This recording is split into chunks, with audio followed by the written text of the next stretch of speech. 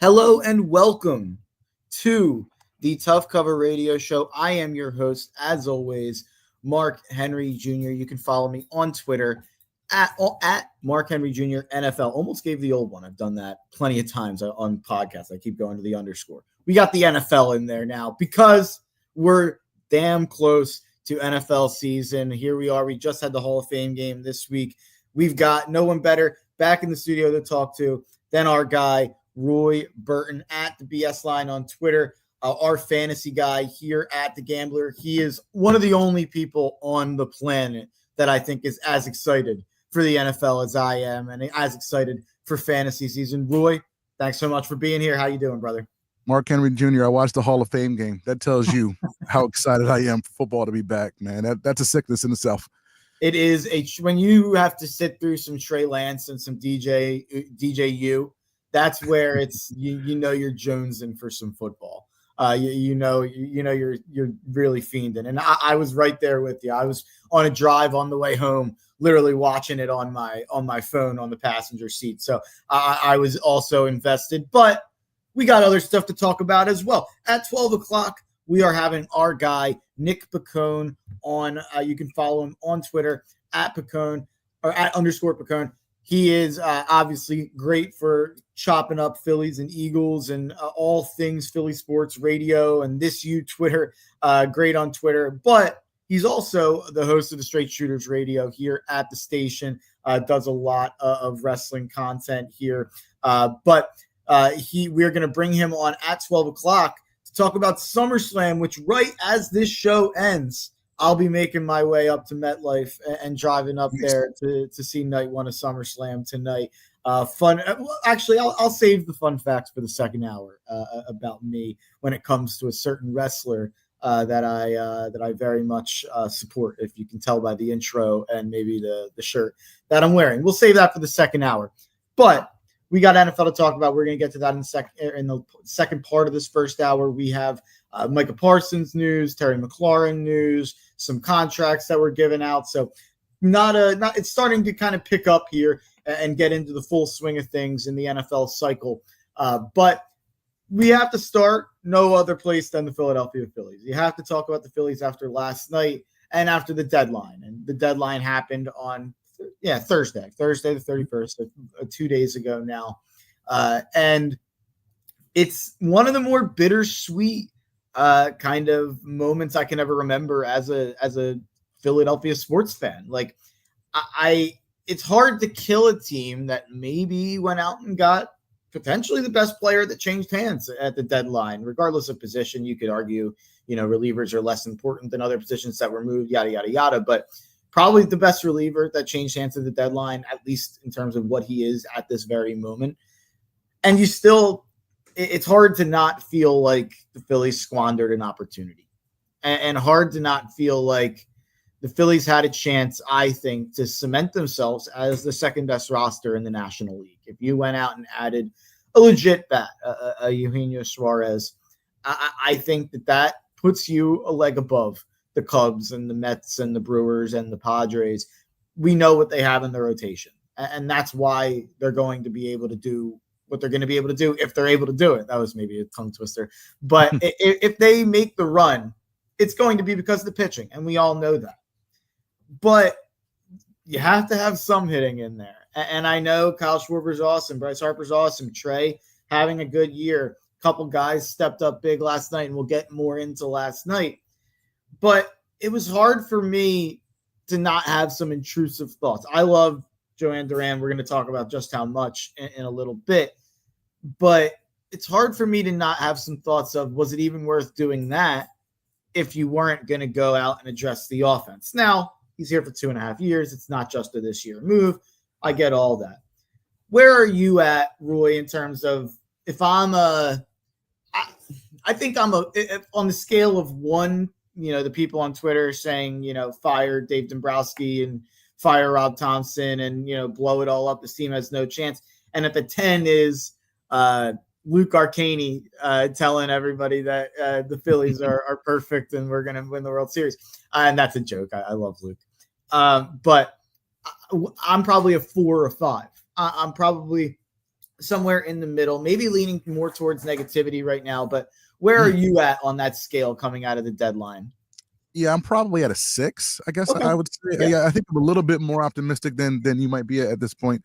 But you're right. Like, there were two things that the Phillies needed to come, at this deadline, right? They needed, a lights out closer, somebody at the back end of the bullpen to kind of lock things up. And they needed a bat, and a power bat, ideally.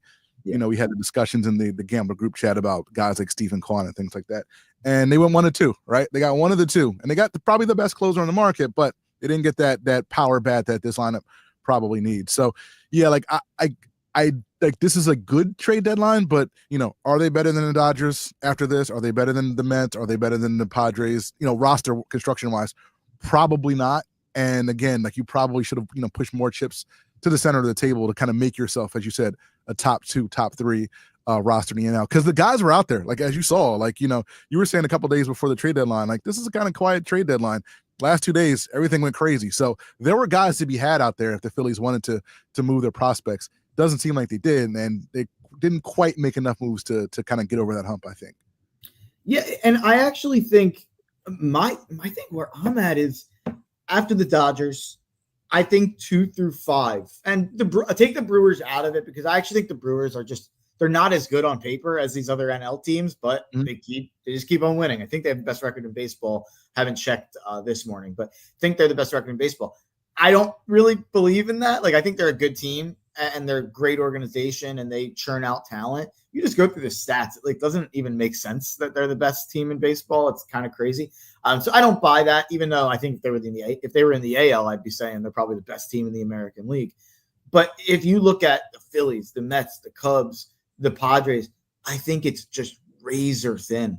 I think the margins between all 4 of those teams are so razor thin. And I think, let's say that the Dodgers kind of even the ship here. And yeah, I think right now they would get, I'm pulling it up as we speak.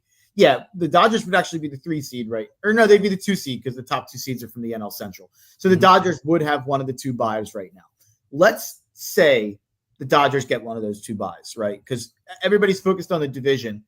Actually, it doesn't really matter if you win the division or if you're the 4th or the 1st wild card. You're getting a home 3-game series. What matters is those top 2 seeds. If you can get one of those top 2 seeds and get a bye.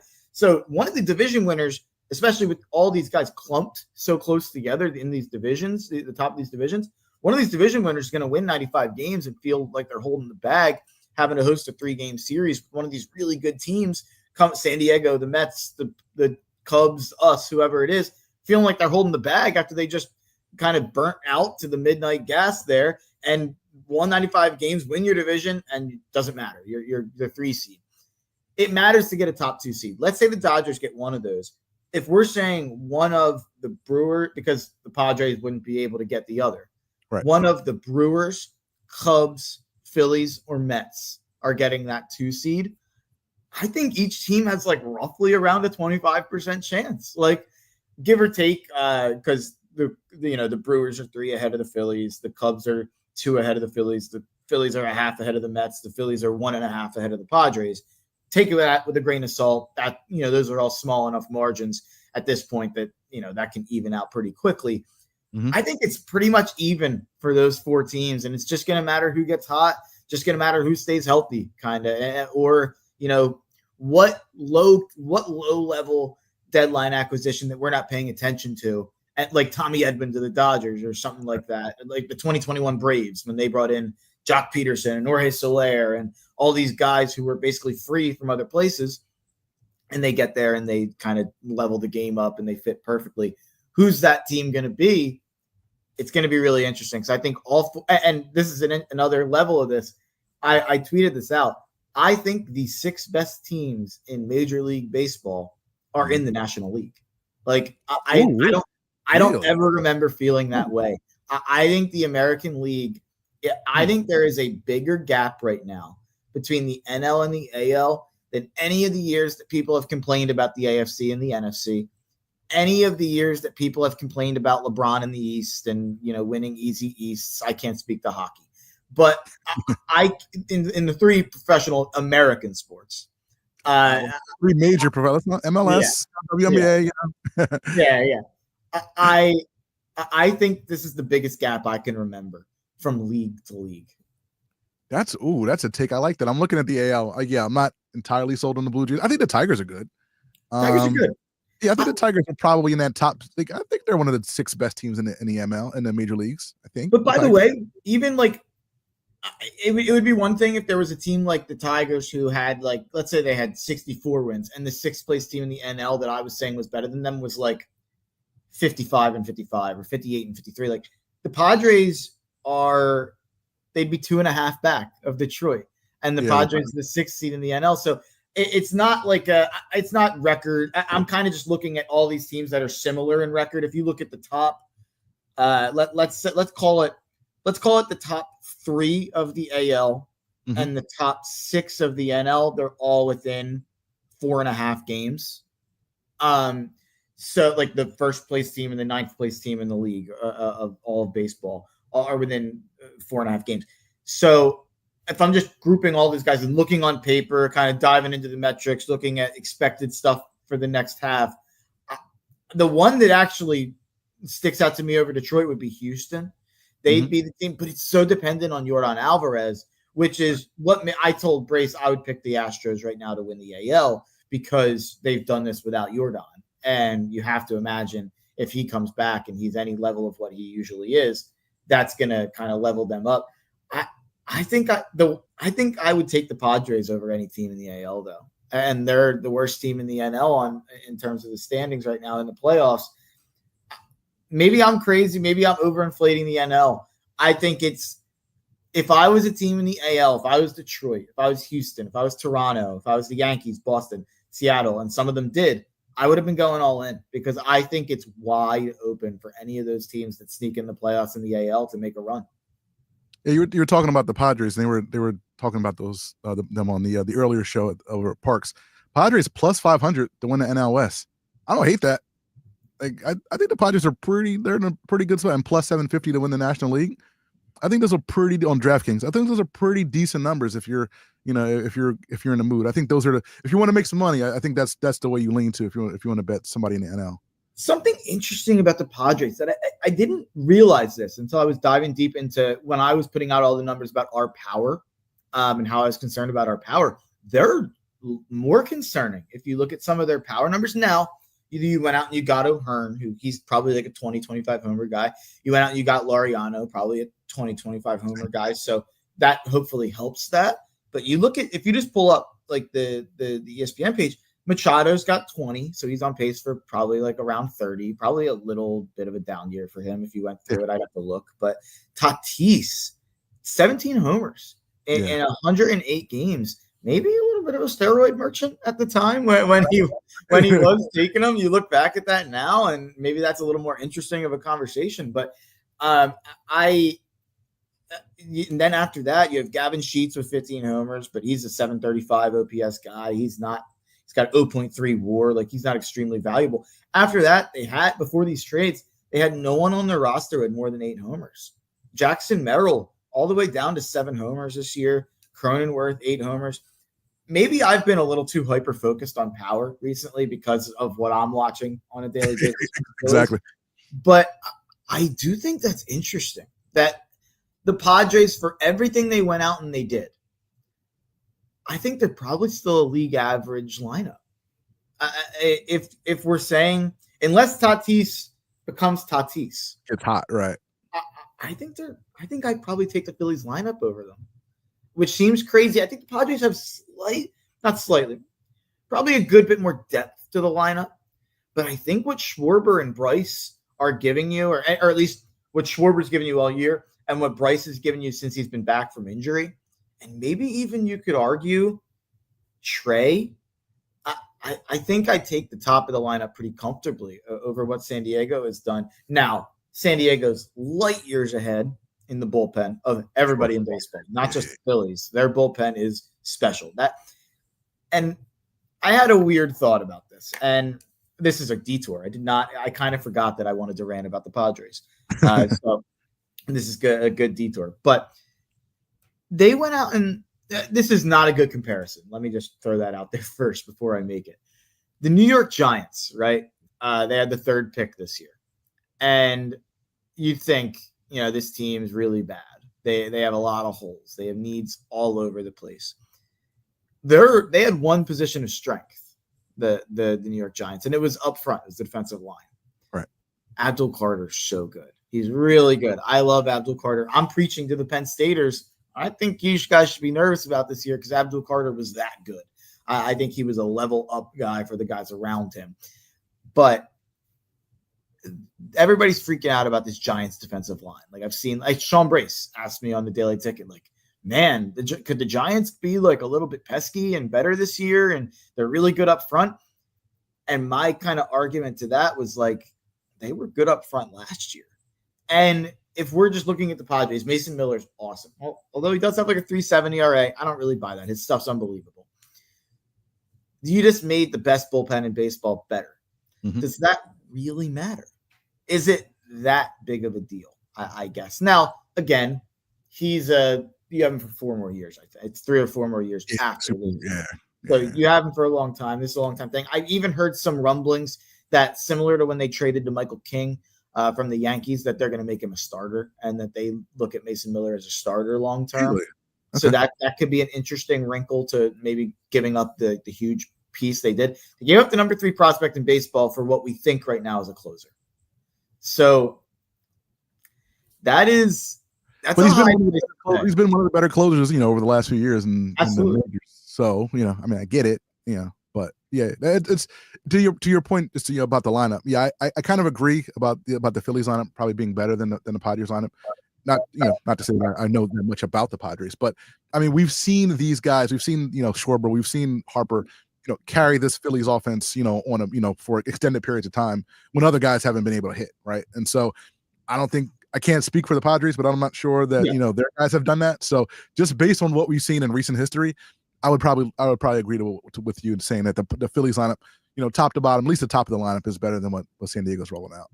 It's funny. The team that actually scares me the most is the Cubs. Honestly, if we're talking about the Cubs, Mets, Padres, Brewers, that tree or that quartet, I should say, that we're kind of competing with. And you just go down the roster. I'm going tangent heavy on this show today, but PCA is an MVP candidate. Seiya Suzuki, 820 OPS. Dansby Swanson, not a great hitter, but a fine hitter and an excellent fielder. I'm still 2.6 WAR this year, not even having like a good year at the plate.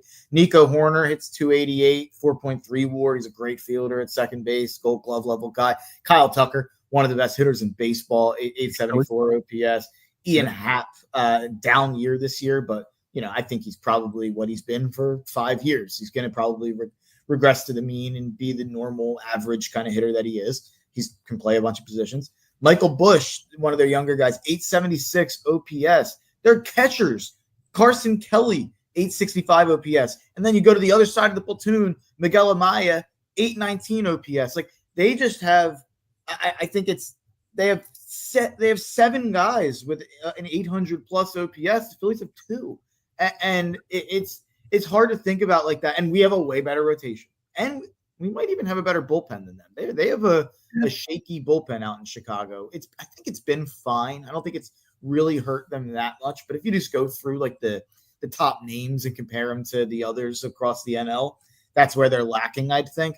But that lineup, I think, could just that's just 1 through 9. I think it's going to put you through hell in the playoffs. But anyway, I'm going to wrap this before I want to talk Duran, but the Padres, what the Padres did, in my opinion, is beyond reckless. And people are celebrating them.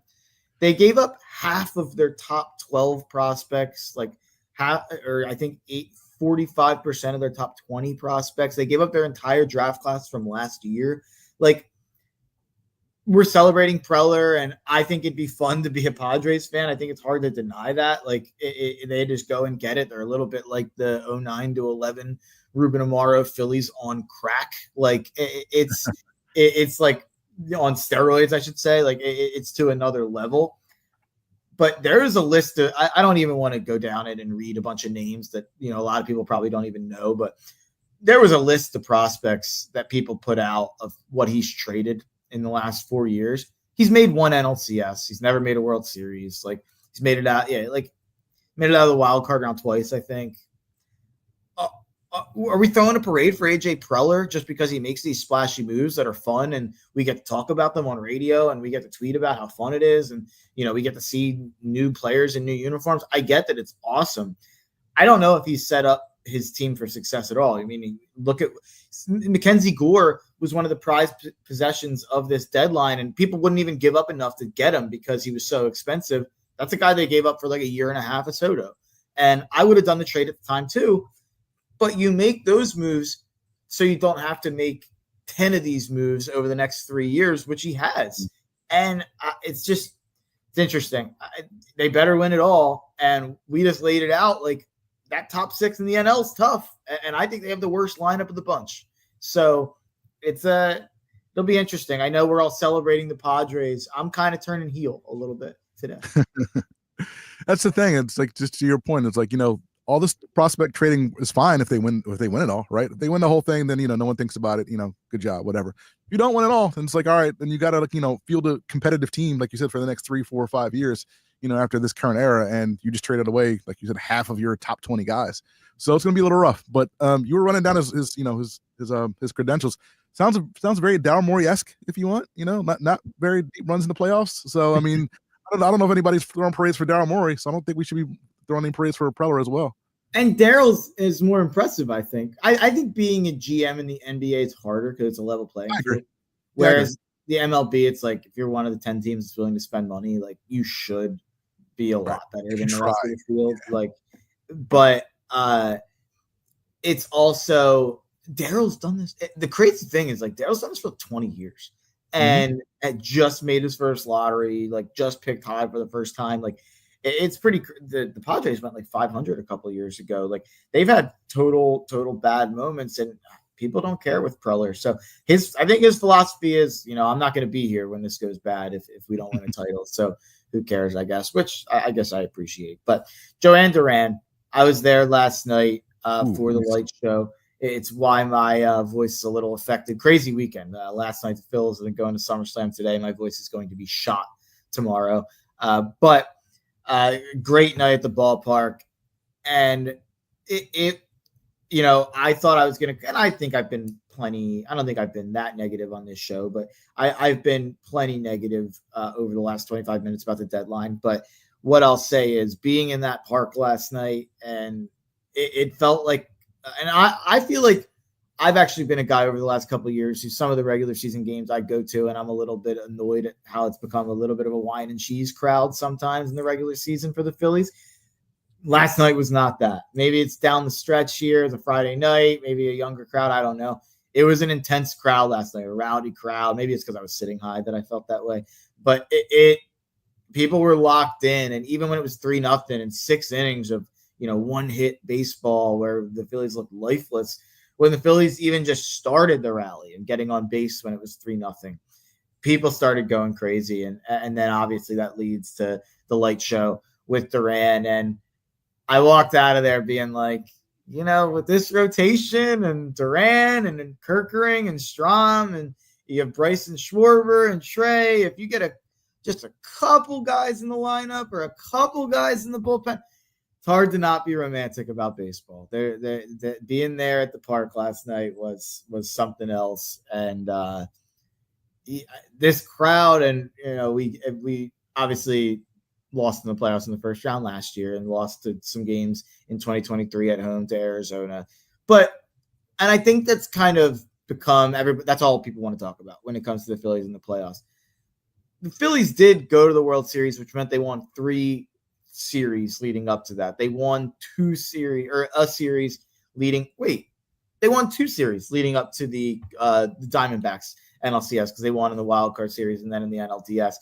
That's 5 series that they won in the last 3 years. That's a lot more than most teams have to show for it, and just series victories in the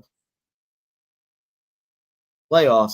Not that this crowd and this ballpark, if you are home series and in a wild card series, or 3 out of 5 in the NLDS, or even 4 out of 7 in the NLCS, hard not to feel like this rotation and now Duran with that crowd could make it happen. And I always talk about the 2022 team. 2022 team had Reese playing first base terribly in the field, a much worse version of Bohm playing third base in the field. You had Nick in left field, or Nick in right field. You had Kyle in left field. You had Brandon Marsh, who's probably a corner outfielder in center field. Like, you had the worst possible defensive kind of rotation you could have there. You had a worse starting rotation, a much worse bullpen. If you just go back, Andrew Bellotti pitched 3 straight days in the World Series. People don't even know who he is if you ask half the ballpark last night. This roster, while I'm disappointed they didn't do more, is better on paper than the one that went to the World Series.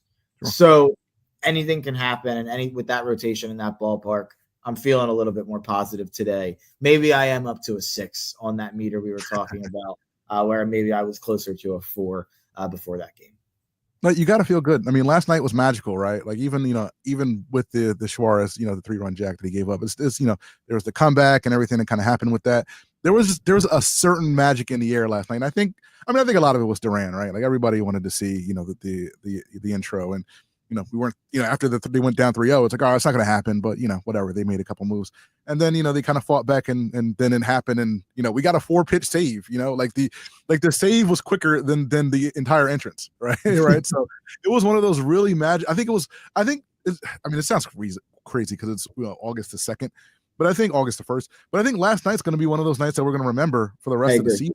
If the Phillies are as good as we think they are, we're going to say, hey, remember Duran's, debut, because that was the night, something kind of clicked. So, once this offense, if and when this offense kind of gets going consistently and they figure out whatever this double platoon, whatever the heck they're trying to do in the outfield, once they figure that out, I think the Phillies are going to be, they have as good a shot as anybody in the NL, given what we have right now. I've probably been to, on average, 10 to 15 games over the since 2018-ish, let's call it, since I was done with college. And then probably went to 15 to 20. I had season tickets growing up for Sunday plans. So I grew up going to probably 15-ish games a year from the 2004 to 2012, let's call it, era. Last night, if I'm just recalling, I think in a couple of years, favorite games I've been to, that's 5 to 10, one of my 5 to 10 favorite games. And I've probably been to 150 games, I'd say, over the last 20 years. I was trying to tell my little brother who doesn't go to as many games, they're not all like this. And it seems like every time I bring him, it's a special night at the ballpark. He was there for the Stock Grand Slam against the Marlins, and he's been there for some awesome moments. And I was trying to explain, this is a special night. This is, out of all the games I've been to, that's for a regular season game, taking out any playoff games. That was a next level regular season game, especially for August 1st. We're not, late September in the push here or anything. Really good stuff from the crowd last night. Not that we need to pump the tires of the crowd, but that light show was something in Minnesota, and we saw it for the first time in Philly. And I get maybe it was more electric because it was the first time, and I'm biased to say that because I was there. Sure. There's also a level of people didn't know. I don't know if everybody had their phones out. People didn't know, right? People weren't fully into it yet. Now it's all over Twitter, and if you didn't see the tweet, I know people were tweeting out the Twins one before last night, so people knew about it. But there was a lot of people there that were oh, what's going on? People are gonna know the song, and people are gonna I want some Undertaker nicknames for Duran. I don't know if he's the Undertaker. I don't know if he's the Phenom, if he's the conscience of the Phillies organization. I don't know. I'm trying to think of weird Undertaker nicknames he had over the year. If we're going to start out with the Gong, Taker, I don't know what it is. I think the Phenom is pretty good. I guess that implies younger, though. I feel like that implies that he's 18 or 19. How old is he? He's 26, 27. He's yeah, a little I don't know if Phenom works, but yeah. I don't know. No, that's a good point. We need some kind of Undertaker something, and at some point, I imagine we have to get Taker to come to a game at some point. Yeah. Oh, we'll see. We'll see. We'll see if. I don't want to say anything bad about Mark, about my fellow Mark. But let's take a break. And on the other side, we're gonna come back and talk some NFL, some Michael Parson, Michael Parcel. I forget his Micah Parson. Micah Parson. Yeah, we're gonna talk some Micah Parsons. We're gonna talk some Terry McLaurin. We're gonna talk some guys. When I have Roy here, I actually thought this morning that Sam Ostry was going to be on the board at 8 or 9 a.m. And I got the text from Sam that Roy was on the board, and I was like, we got to do a fantasy segment, though. I was like, scrap the show. We're talking fantasy, at least for a part of this first hour. So I wrote down some names. I didn't write down as many stats or numbers as I usually do, but guys, this is our way of kind of talking about different guys. I've talked about all the guys I'm in on or out on. We talk about ADPs. I'm doing guys I'm talking myself in on, and guys I'm talking myself out on. The more we go, the more podcasts I listen to, the more stats I see. These things are keeping me up at night when I'm thinking about my rankings, where to adjust. We're going to talk about those guys coming up after the break. iHeartRadio Earth is here with little tips for a healthier planet. When dining out or shopping at the grocery store, ask for sustainable seafood. By choosing sustainable seafood, you can help reduce overfishing, bycatch, loss of top predators, illegal fishing, and other harmful environmental impacts. Brought to you by iHeartRadio Earth and the National Environmental Education Foundation. To find more tips for smarter, sustainable living, or to take action in your own community, go to iHeartRadio.com/Earth. iHeartRadio Earth is here with a new way to enjoy our beautiful planet. Reduce your impact on the environment this fall by packing a waste-free lunch for school or work. Avoid foods with excessive packaging. Use reusable cutlery, napkins, cups, bags, and containers, and recycle or compost any waste when possible. Brought to you by iHeartRadio Earth and the National Environmental Education Foundation. To find more tips for smarter, sustainable living, or to take action in your own community, go to iHeartRadio.com/Earth. Hey, it's Sean Brace. Make the most of your summer without stressing your budget. Use the Zip app. With Zip, you can make more happen this summer, from front row to baseball game to last-minute grocery runs for that barbecue. Zip lets you comfortably pay over time with the flexible payment schedule. You can use Zip online and in-store almost anywhere Visa is accepted. Learn more at zip.co. Loans through Zip pay anywhere, and Zip web checkout, including any powered by Zip loans, are originated by WebBank. After I came home from Iraq, I could still hear the booms. Makes it hard to be a good mom. As America's veterans face challenges, DAV is there. I'm Naomi Mathis, Air Force veteran. DAV helps veterans get the benefits they've earned. Thanks to DAV, I was able to begin to heal. With the right support, more veterans can reach victories, great and small. My victory is being able to be here for my children. Support more victories for veterans. Go to DAV.org. There's a lot of uncertainty in the world, but one thing's for sure, you need a PC you can rely on. Whether it's for school, gaming, or whatever your next chapter holds, Lenovo.com has the tech to help you succeed. Shop PCs right now at Lenovo.com during their back-to-school sale, where students can save more when they sign up for a Lenovo education account. Free shipping, easy returns, flexible financing. That's Lenovo.com. Lenovo. Don't let data limits hold you back from being the gift master in the family group chat. Switch to Straight Talk Wireless and get real unlimited data on a reliable 5G network. Straight Talk, available at straighttalk.com or Walmart. Run a business and not thinking about radio? Think again. Because more people are listening to the radio on iHeart today than they were 20 years ago. And only iHeart Broadcast Radio connects with more Americans than TV, digital, social, any other media. Even twice as many teens than TikTok. And that reach means everything. Just think about the universal marketing formula. The number of consumers who hear your message times the response rate equals the results. Now let's get those results growing for your business. Radio's here now more than ever, and iHeart's leading the way. Think radio can help your business? Think iHeart. Streaming, podcasting, and radio, where the reach is real. Let us show you at iHeartAdvertising.com. That's iHeartAdvertising.com. Or call 844-844-iHeart.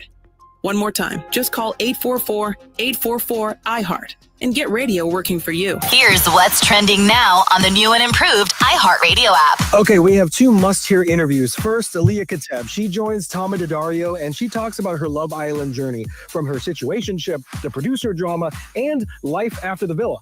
Then, on Drama Queens, Stephen Colletti, remember him? Stops by to spill all the One Tree Hill secrets, from the steamy scenes and the off-screen romances. It's all happening. You don't want to miss this. Explore the latest. Open the free iHeartRadio app and see what's trending now. If you can wager on it, we're talking about it. It's The Gambler. Take the bass line out. Jiggle. Yeah. Let it bump though.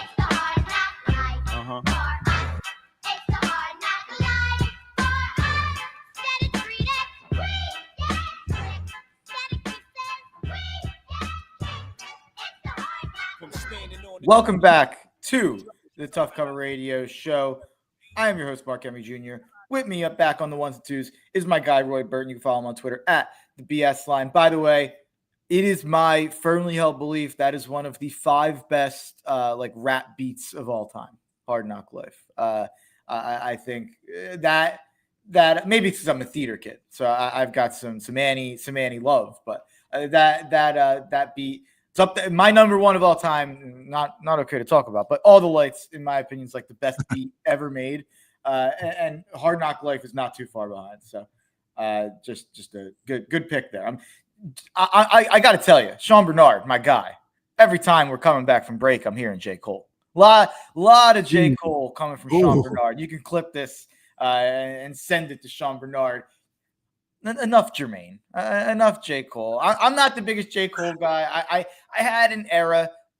What's the Born Sinner was my J. Cole album. That's probably I know the warm up and some of the I love the warm up. Oh my god, so Please good. is probably my favorite J. Cole song. That's earlier on. I don't know what album that's on. It might be the warm up. I don't know what album. The warm up. But Born Sinner was when I was most into J. Cole. Forest Hills Drive, people loved. Since then, I've kind of been like, I think I've liked everything less than everybody else since Born Sinner. But that's another conversation for another day.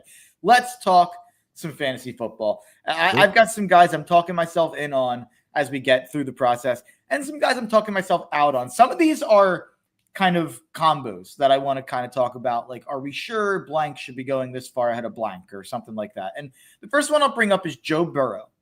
Joe Burrow, a guy I once upon a time called a handsome merchant, maybe one of my worst takes. But Burrow, even last year, I think we probably both agree, statistically, given the situation, the fact that you're having to throw from behind every game, is it very likely that Joe Burrow matches what he did last year ever again? I'd say maybe not. Like, I think the fact that he had so much pressure on him to make everything happen and to throw from behind all game long. And maybe, I'm predicting them to be 8-9, so maybe that happens again and the Bengals are just bad again and he gets to throw a million times and rack up a million points. But even in that scenario where I think it was like the maximum fantasy value you're going to get from a quarterback who doesn't run that you got from Burrow last year, he finished 1 point per game ahead of Jaden Daniels. He finished 0.4 fantasy points per game ahead of the guy I want to talk about that I'm talking myself in on, Baker Mayfield.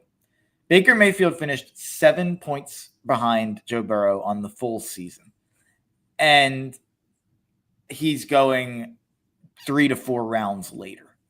And I actually think if I'm going to say which guy has the chance to throw more, I'm going to say the guy who just added a first-round receiver to the wide receiver core and might have the best or the deepest wide receiver core in the league. A lot of these quarterbacks we can look at in the non-top 5 tier, let's say, and even let's take Burrow out, the non-top 4 tier. I think we could say, if their top receiver gets hurt, that's going to be a major problem. Or if their second receiver gets hurt, that's going to be a major problem. I don't think anybody getting hurt in that Tampa receiver room is going to be a problem. Because I think if you roll out, let's say Godwin's not good until week 6. You roll out Mike Evans and Egbuka and Jalen McMillan, who I'm really high on, and Kate Otten, and you got Bucky and Rashad out of the backfield and a really good O-line. Like, I think Baker's floor is a lot higher than people think. And I think we saw just how high the ceiling was last year. I don't think people have accepted how good Baker Mayfield was last year. And I don't see any reason why it's not going to happen again. Whereas with Burrow, I think I can see pretty easy situational reasons why he could throw less.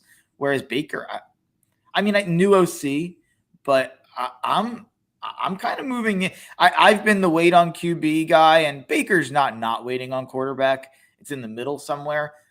I'm starting to like that round 6-ish value on Baker.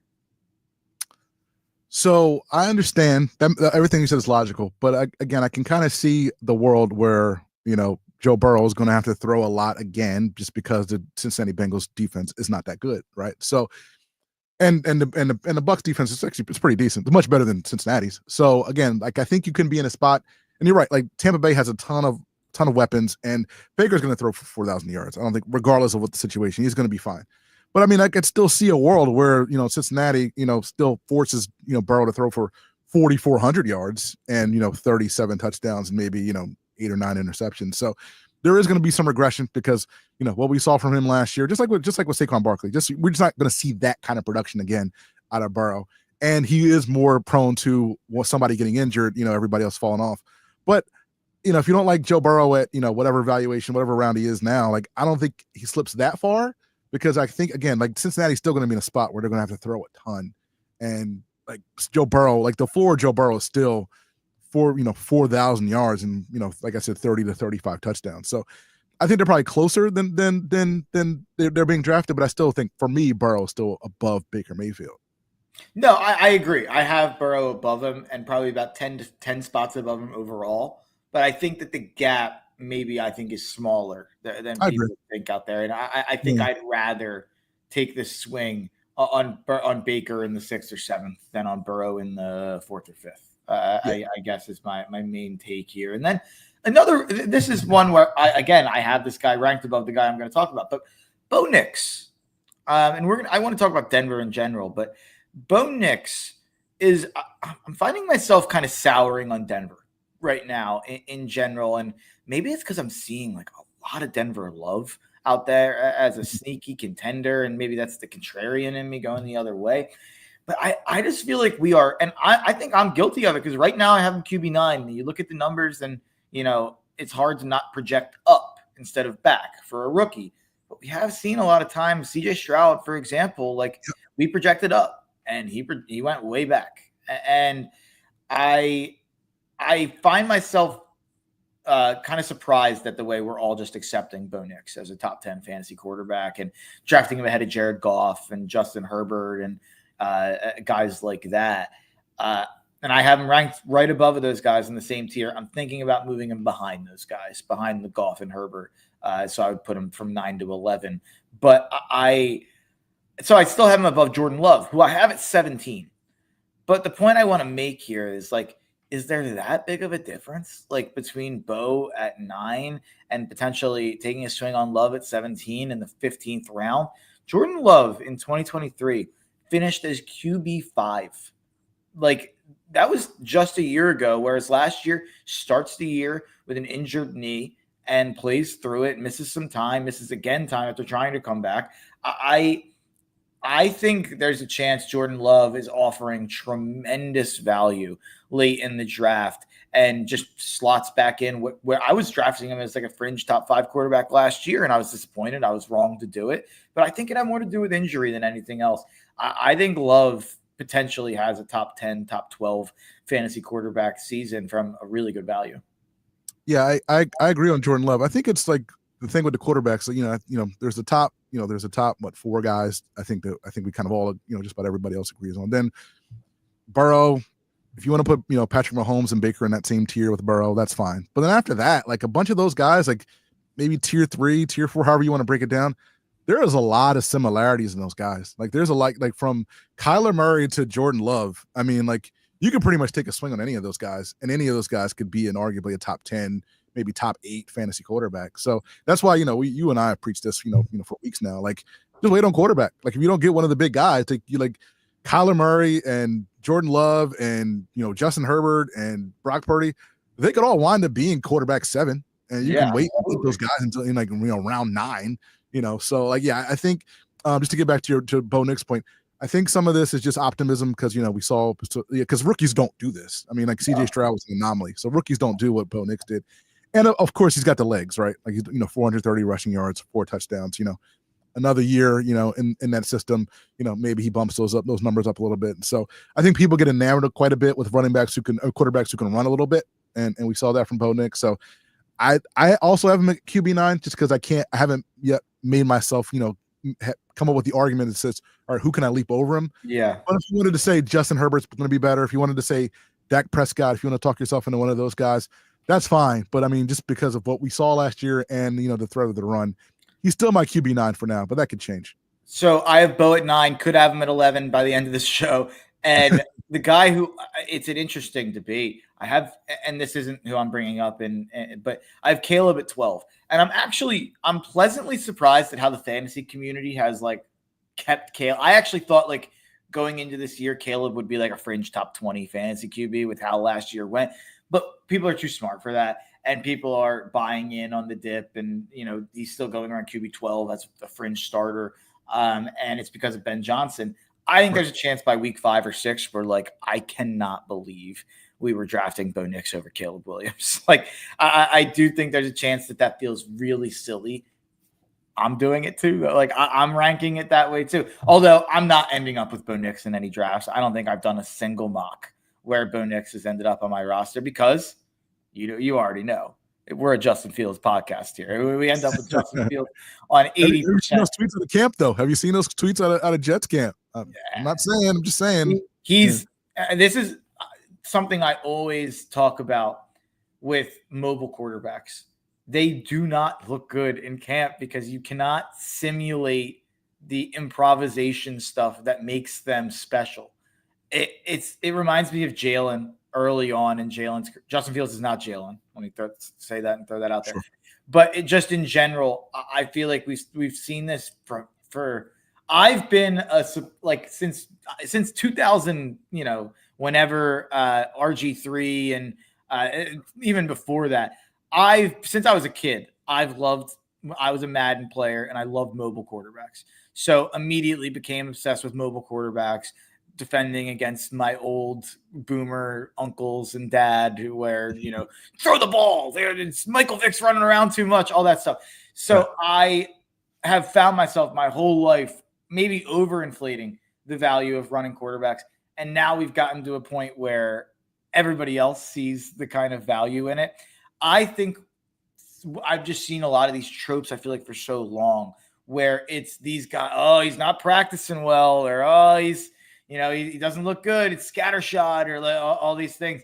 I think those guys, when they get out on the field, they give you a higher floor just from having that ability on the ground as an offense. And I think Justin Fields has been in some horrible situations.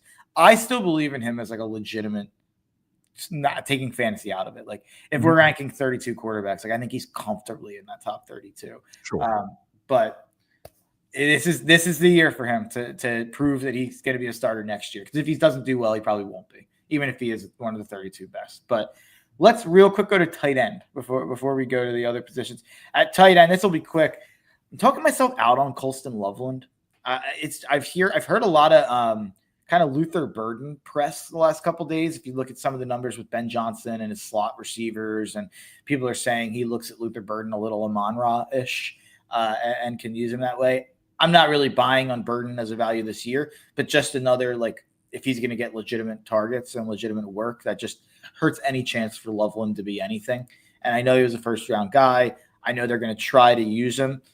There's so many mouths to feed in that offense. I'm kind of out on it. And on the contrary, a guy who going later than Loveland, maybe not even going in most fantasy drafts, I'd have to look at it. And it's not exciting, maybe unless you're in Philadelphia or Washington.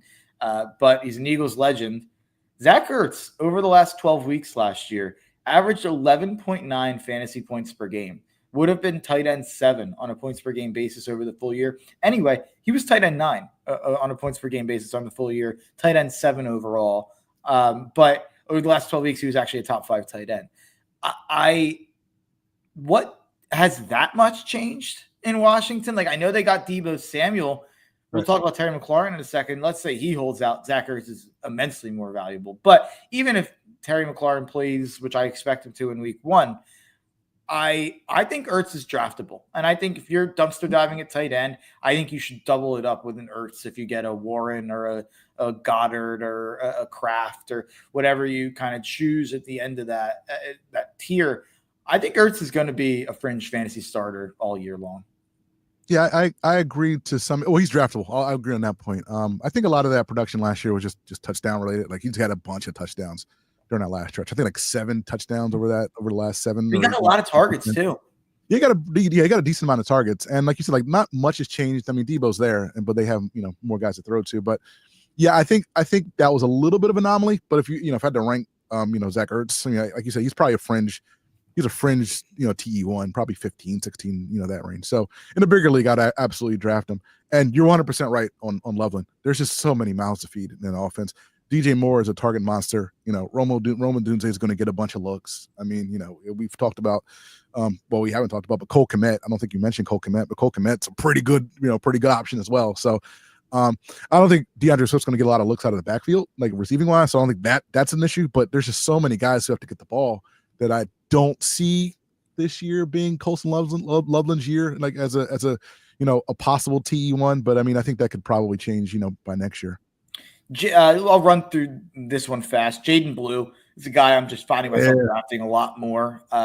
Good pass catcher out of Texas. And then Javonte Williams is a guy I'm finding myself like, I'm out. I've looked at some. I talked about this, I think, last week, but looked at some of the metrics from Denver, and that O-line was like the best in football. I think the Dallas O-line actually has more problems than people think, and I'm out. I think it's going to be Jaden Blue by like midseason, getting the lion's share of the work, or at least getting all of the catches in that offense. So I think Blue could be a valuable pick there. And then a battle of the Jameses here. And I think I remember saying this last year that I liked James Conner more than James Cook, and people thought I was crazy. And they were right. James Cook had a better season, but James Cook finished with 16.7 fantasy points per game. James Conner finished with 15.9 fantasy points per game. James Cook finished 0.8 fantasy points per game ahead in a year that he scored 18 touchdowns. Yep. And in a year that James Conner scored 9. James Conner scored half the amount of touchdowns and finished less than a point per game behind. Are we sure James Cook should be going much ahead of James Conner, which he is, or even just ahead of him in general? I have them back to back in my rankings. I actually have Conner over him. Yeah, actually, I'm looking at my rankings. I got to re-rank this because James Cook, again, like a lot of that, you said, a lot of his production last year touchdown based. I mean, I think there's going to be there is going to be some regression for him scoring wise this year. That's just natural. And James Conner he's solid. Like, he's just one of the more solid running backs, has been for several years. 600-yard games. I think he only had 5 weeks with a finish outside of the top 20. So he's going to give you, RB1-ish, production, just about every week. But I want to get back really quick to your Jaden Blue point.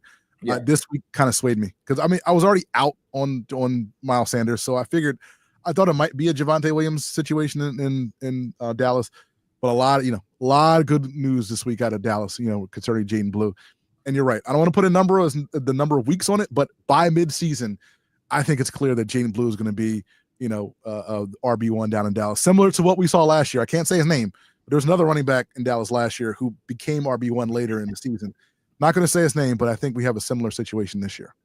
And he's going crazy low this year, by the way. I know we love Hubbard. We love Hubbard, but I think that there's a chance he ends up getting way more work there than the Hubbard people would like. I was trying to find I like Ray Davis. Ray Davis is a guy I've always liked. I really liked him coming out of the draft. And I feel like the glimpses I did see of him last year, I liked.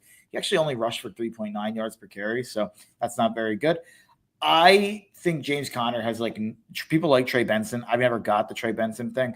I think James Conner has even less to worry about there than James Cook has. So I think I'm officially Conner over Cook there. And real fast, we talked about this before. Puka over and I had this stat. James Cook scored 6 touchdowns in 2023 and 3 touchdowns in 2022, by the way. So I think we probably get more of like an 8-ish touchdown year this year overall, which would certainly affect things. Puka is a guy who I since you told me he had 3 touchdowns, I haven't stopped thinking about it. Like I just he was so good and he didn't score touchdowns. For whatever reason, when I initially went through, I didn't look at touchdown stuff for him. I'm starting to think he's just gonna like be wide receiver 1 at the end of the year. So I'm finding myself drafting him in the middle of the first round as I think I have him 7th, and I have him only 1 spot ahead of Amon-Ra. But ever since that, I've kind of solidified in that he is ahead of Amon-Ra clearly. And Amon-Ra, I'm starting to get worried that Jameson Williams is going to start eating in a little bit more to that. And maybe Amon-Ra was schemed up a little bit more by Ben Johnson. And now that there's just an OC who maybe he's not a wizard, we don't know. Maybe he's just going to go to the guy who's faster and maybe he gets open more. Like Amon-Ra gets open plenty, but I think it might be schemed. He might be schemed up more than a guy like Jameson Williams. I find myself kind of targeting Terry McLaurin if he dips in a draft right now, because I don't think there's any chance Washington's going to waste the good PR they have. I think they're going to pay him by the end of August. Like I feel like he's there. Like I feel like there's no chance this turns into anything. Like the Parsons thing's a little crazier just because they have a senile like maniac running the show, so it's a little bit different. But I think both get figured out in the next couple of weeks. I'm not like going to spend too much time kind of worrying about McLaurin. I'm down on McLaurin from TD regression standpoint, but if he starts going outside the top 20 receivers, then I think you slam it there. I have him wide receiver 18, and I think he's like a good bit ahead of like wide receiver 24. So there you go. Yeah, he's going to get work. He's going to get targets, right? Like you said, like TD regression, sure, but like he's going to get a lot of looks. Like God bless Deebo Samuel, but he's not a wide receiver 1. He's not going to get 120 targets or anything like that. So there's going to be plenty of work for Terry McLaurin. And to you, like you said, this has to get done, right? Like there are certain contracts where like, all right, like maybe guys get traded or whatever because you can't fix this. This has to get done. Like there was a clip today where Terry McLaurin was dapping up Josh Allen. Yeah, they're clearly on good enough terms that I think something gets done over the next couple of weeks. So Terry McLaurin will be there. He'll be there by week 1, and I don't think you have to worry about it. If he goes, like you said, outside your top 20 wide receivers, you absolutely have to jump on that because that's tremendous value. And then one last one, a flip thing of the rookies.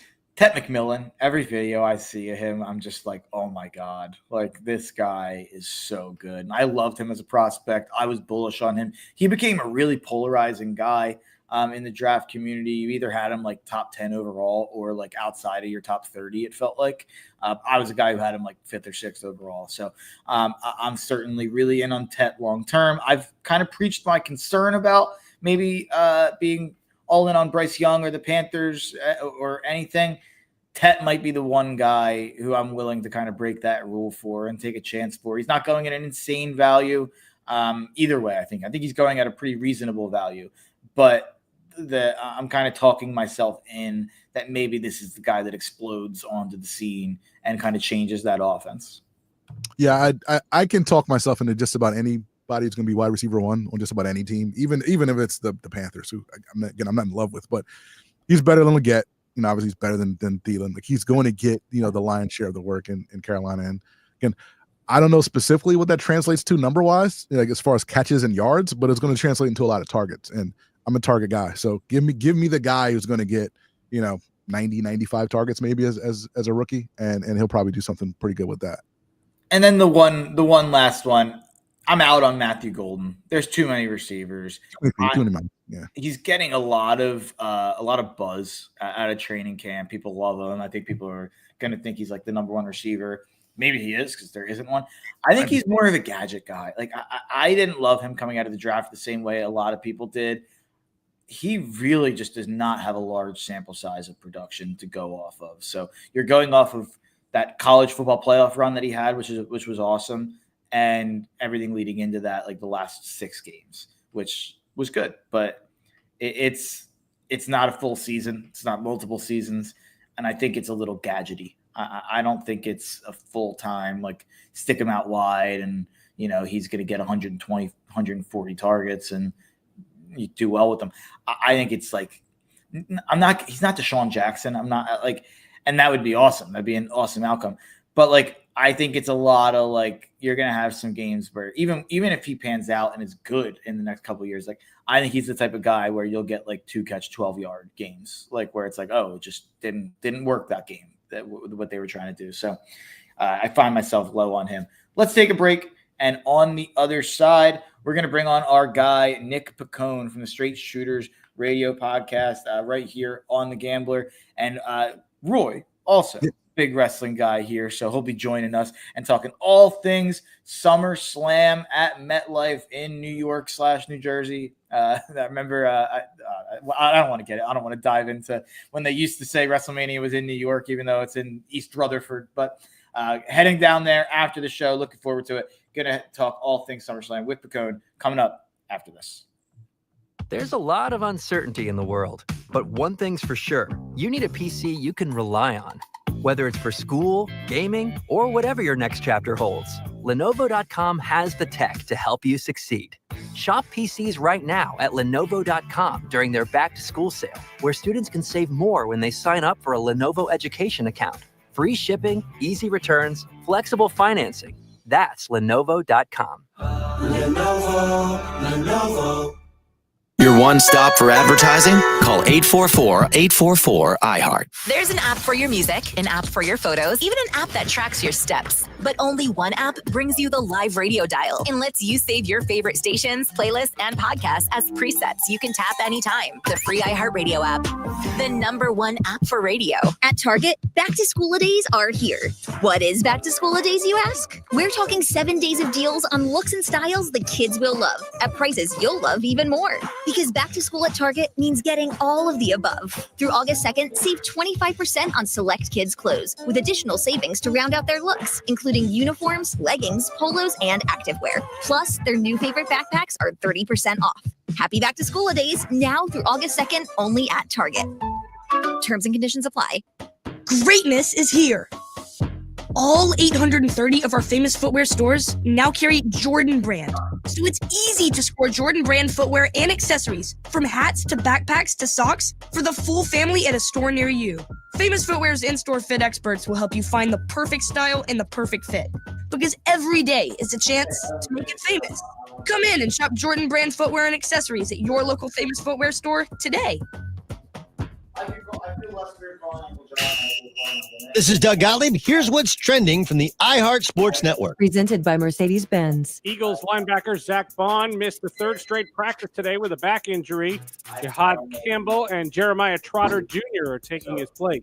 With the trade deadline in the rear view, the new-look Phillies host Detroit for a series opener. Ranger Suarez takes the ball for Philly. Swimming's governing body may update its age limit rules after a 12-year-old Chinese girl qualified for the World Championships.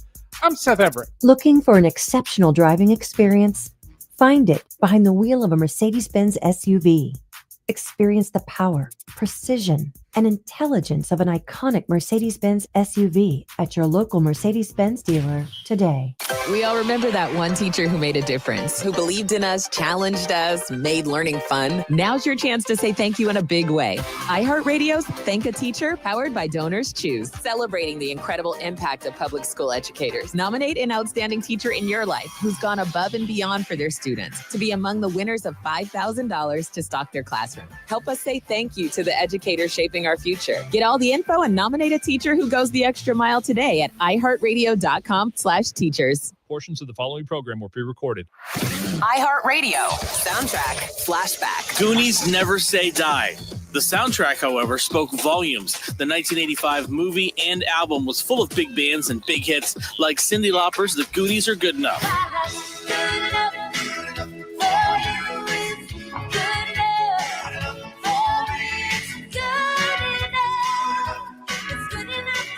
For more great movie soundtrack hits, check out Popcorn Radio on the iHeartRadio app. Hey there, people. This is Mark Maron, and I host the podcast WTF with Mark Maron, which is available on iHeartRadio. Honestly, I think we could all listen to each other a little bit more, and I think it's a healthy thing. I listen to all sorts of people, comedians, actors, musicians, directors, writers, even a president. They come into my garage, and we have a conversation about all the big stuff in life. Go check it out, WTF with Mark Maron, right here on iHeartRadio. Now, a year in rock spotlight, 1967.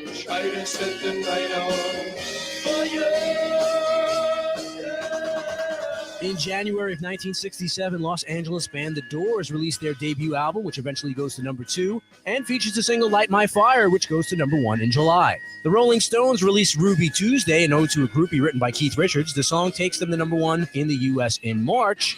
And San Francisco band The Jefferson Airplane released the surrealistic Pillow album, scoring 2 top 10 hits with White Rabbit and Somebody to Love. Don't you want somebody to love? Don't you need somebody to love? Wouldn't you love somebody to love? You better find somebody to love. In March of 67, Buffalo Springfield re-releases their debut album to include the hit single For What It's Worth. In April of 67, Give Me Some Lovin' by the Spencer Davis Group goes to number 7 in the U.S., with vocals by 17-year-old Steve Winwood. And in May, Elvis Presley marries his 21-year-old girlfriend Priscilla in Las Vegas.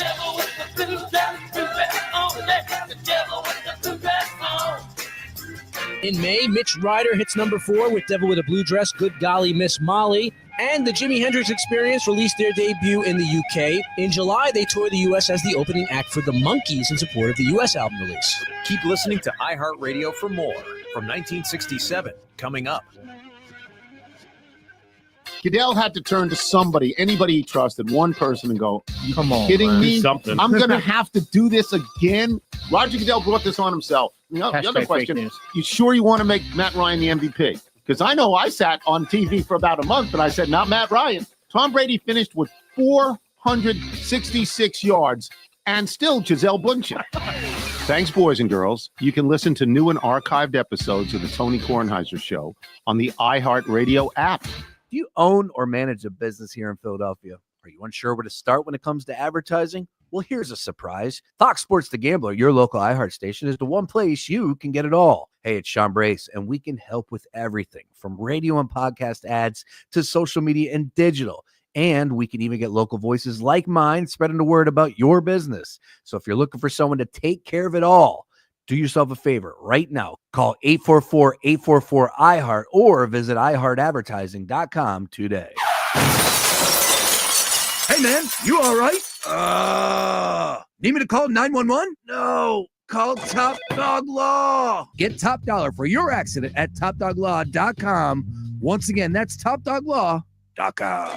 Number 1 on your car radio preset and the new and improved iHeartRadio app. WDAS and WD273D Philadelphia is Fox Sports Radio, The Gambler.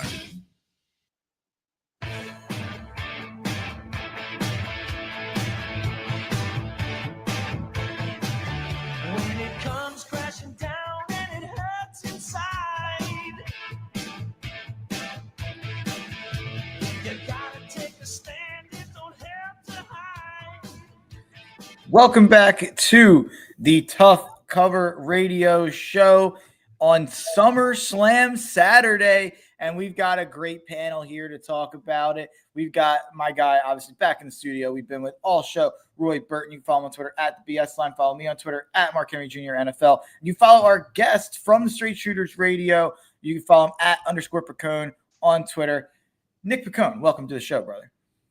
Appreciate you having me on, man. How's it going?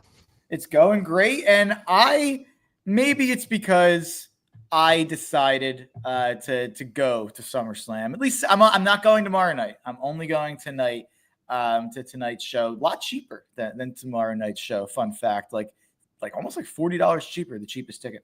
But Saturday night, a little bit more freedom to get some, have some fun and go out. So I decided to go Saturday. But the main reason that I am going, fun fact about the shirt that I'm wearing right here, everybody knows I'm a big CM Punk mark.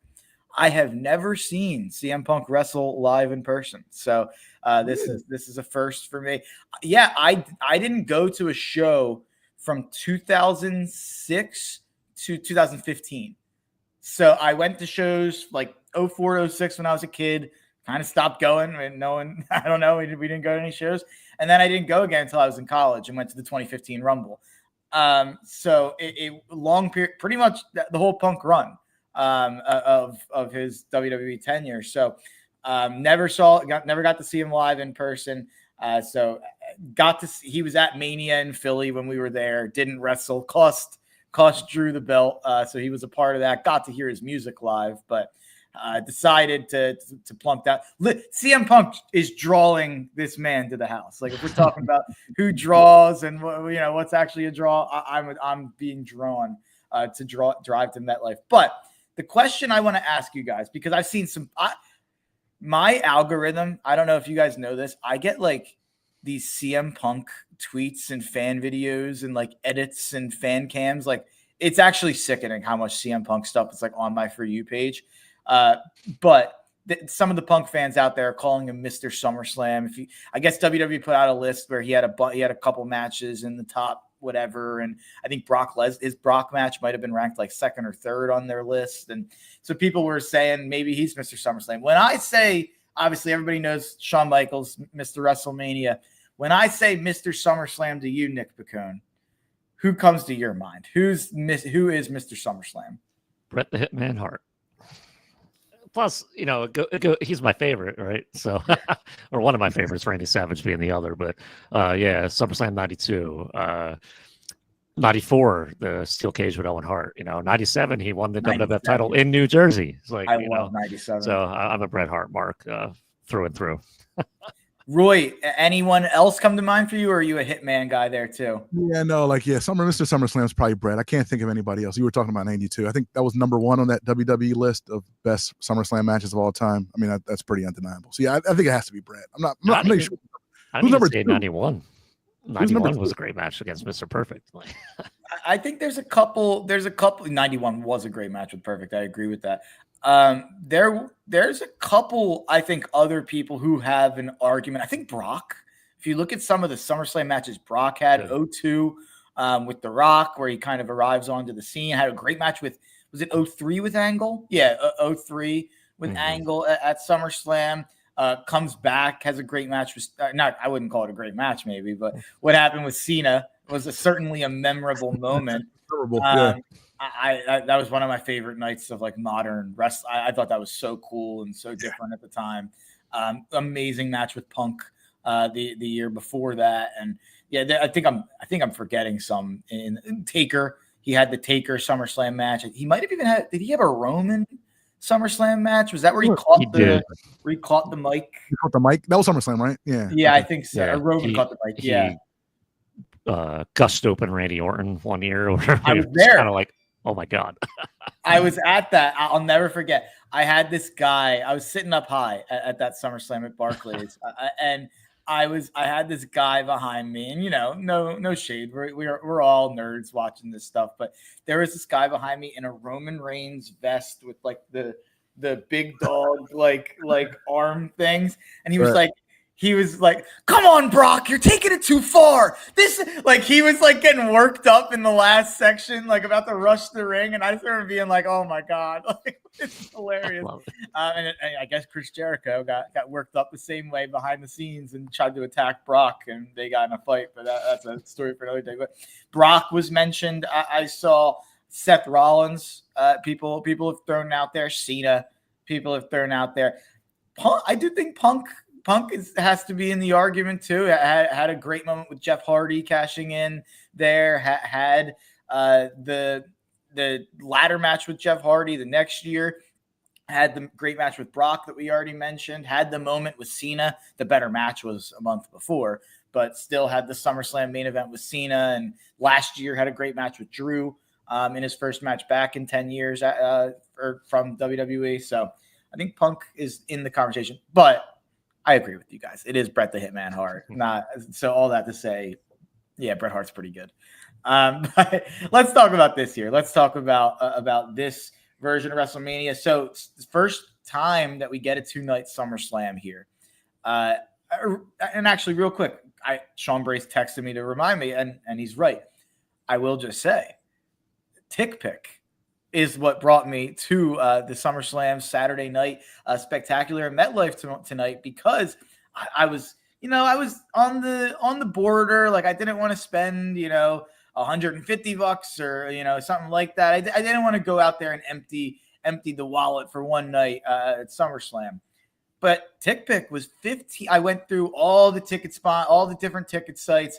After fees, TickPick was $15 cheaper per ticket. And I only bought 2 tickets, but if you're buying 4 tickets to an event, that's $60 right there, just in fees that you're not paying when you're on TickPick, as opposed to the other guys. So that's actually just like, I told that story in the group chat, not even like as an ad. That's just a true story. That's just a testimonial right there. I wouldn't be going to SummerSlam, I don't think, if it wasn't for TickPick. So shout out to TickPick.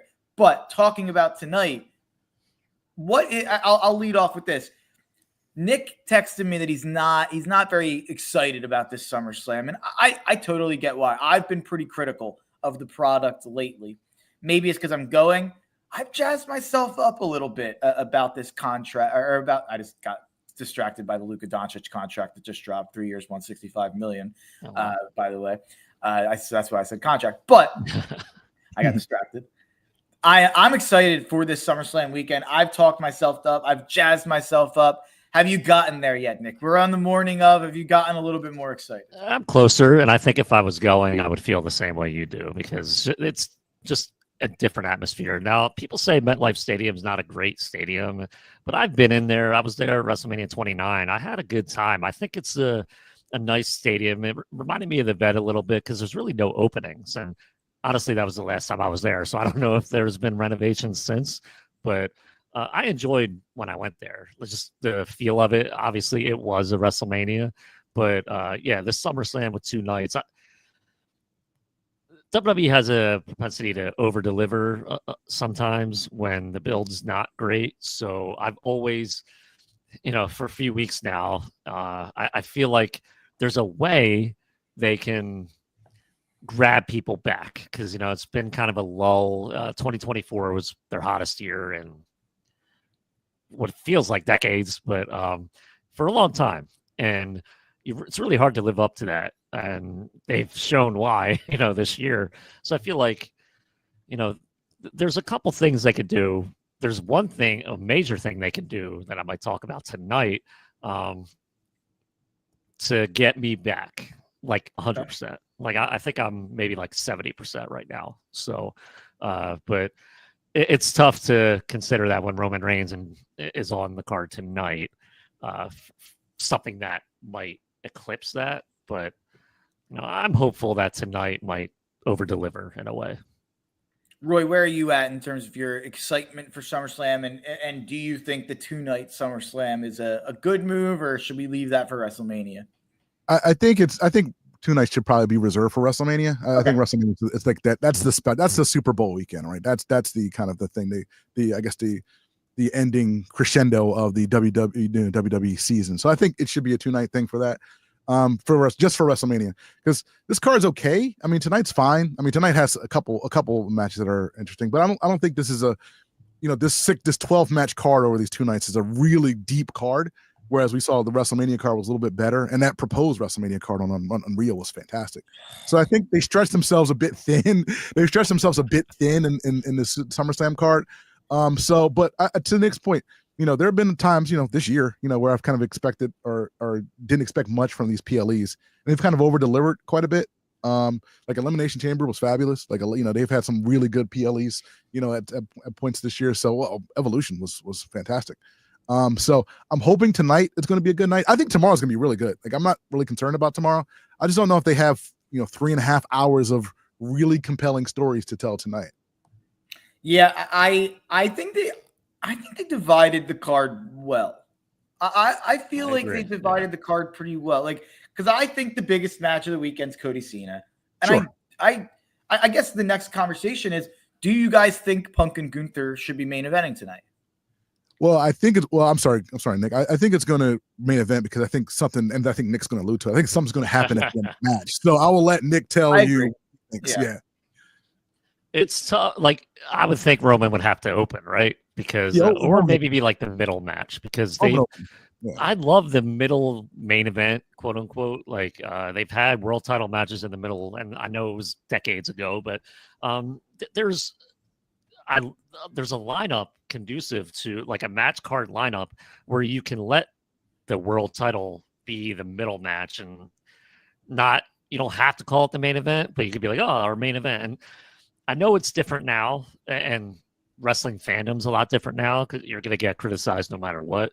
But I like that setup. Like if you have a quote unquote main event in the middle of the card, I don't think it takes away from anything if it's booked compellingly.